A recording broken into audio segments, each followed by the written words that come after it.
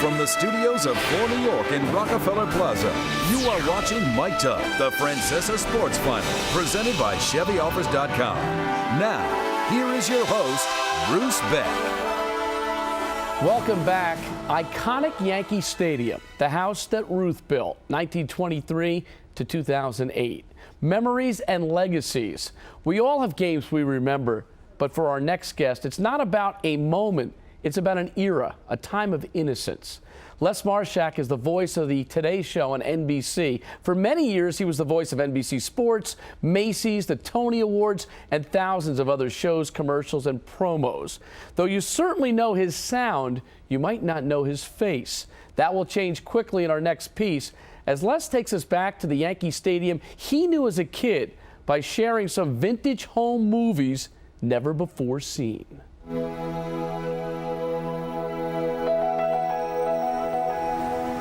We grew up in the shadows of the stadium. The Yankees, they were all we knew. We'd pretend we were just like the Mick. We'd pretend we were just like Whitey Ford. When they won, we won. It was a glorious time to live in the Bronx.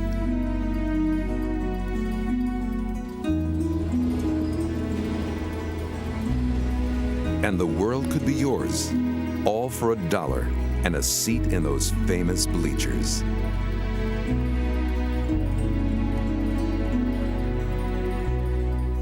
I'm sitting here like between two centuries, two different eras, the old and the new. I have great memories of this arena.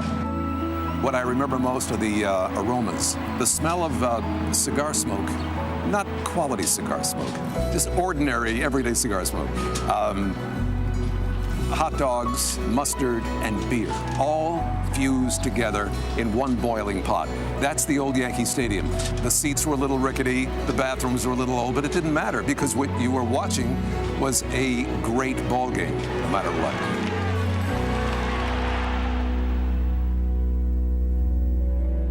The year was 1954. I had just turned 14. My folks bought me an 8mm Bell & Howell movie camera. I would shoot family gatherings and special occasions, sort of the keeper of family records. And then, the next year in 1955, I decided to take that camera to the stadium. Who knew what I would get? Perhaps something I would always cherish. Where I'm walking now, this is the south side of the ballpark, and this was a street. Traffic would go by. This is where the press gate was. Right here, I would get some pretty good shots of the players coming out.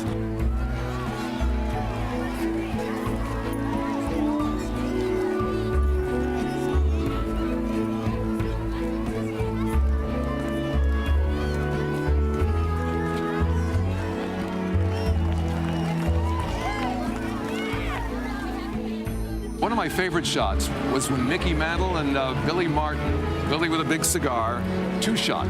They walked out together, had no time for any fans. I don't know where they were headed, but they were hustled right into somebody's car. They couldn't sign autographs, so what they did was open the car window and encourage people to throw postcards, self-addressed postcards. And they would tell the fans, we'll send them back, and they did. To be a kid in the shadows of Yankee Stadium and to be a baseball fan was like unlike anything you could imagine. I had a fantasy I was Mel Allen doing the play-by-play, and also the director. So I was a cameraman, and I had this great joy taking my Bell & Howell and getting this incredible shot of first base. The entire neighborhood was Yankee-driven from April through October every year.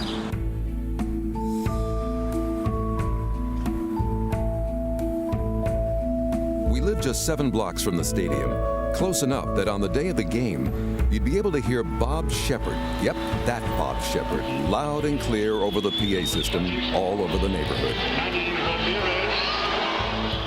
It was just another apartment building in the Bronx, but 175 East 151st Street meant something more to all of us who lived there. A stoop. This is what we called a stoop. We all used to sit at the stoop at night, and during Yankee games, if you were lucky enough, you got a chance to see Joe DiMaggio, actually. I was about 8 years old back then when I remember seeing some of the players walking up our block to the subway. The neighborhood was galvanized by it. We felt very important. You know, wherever we went, the other boroughs, we were the kings. The Bronx Bombers were the winners year after year.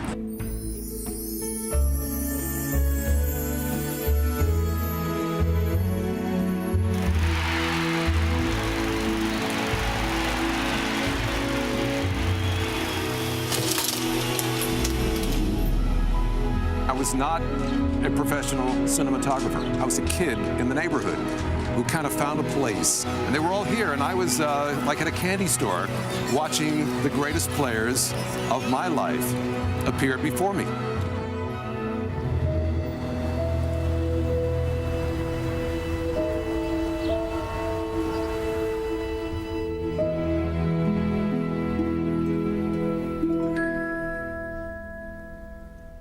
Amazing images from baseball's golden era. And Les Marshak joins us in the studio now to put it all in perspective. Les, did you have goosebumps when you dusted off those films and took a look at what was inside? It's just an incredible experience. I mean, if somebody had told me the day I went to shoot this that years later this would have a showcase on WNBC, I'd say, yeah, right. So I'm flying high. This is a great moment, and it's happening at an opportune time when the stadium comes down. You could touch the players when they came out of the press gate. You can't do that today. Oh, they were so accessible to the fans, and one of the stories I tell, which is pretty amazing, the players would come out, as you saw, and if they didn't have time to sign autographs, they'd go to their car, open the car window, and encourage people to throw self-addressed postcards in, and they would return them.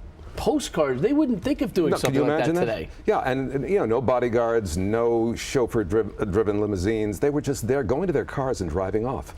When you looked at these players, it was really almost like royalty in those days, weren't they? Oh yeah, but I knew I was 14 years old, and I thought to myself, I'm living in real incredible times with the Yankees winning every year. It was like the Gilded Age, and something told me, I got to capture this. I mean, it was a hobby, the Bell and Howell camera and all that, but I wanted to have this because I figured years later, I'm going to want to watch this. I didn't know the whole world's going to be watching this. I'm very happy about that. I love when you talk about the smell, the beer, the cigar smoke, the aroma, hot dogs, all kind of melding together. Sensory overload, and to this day, Bruce, you know, if I go into a location where those cigars, somebody's smoking those cigars, I'm back at the stadium as a kid immediately. And Les, finally, I like when you said, who knew what I would get? Perhaps something I would always cherish. I suspect you do indeed.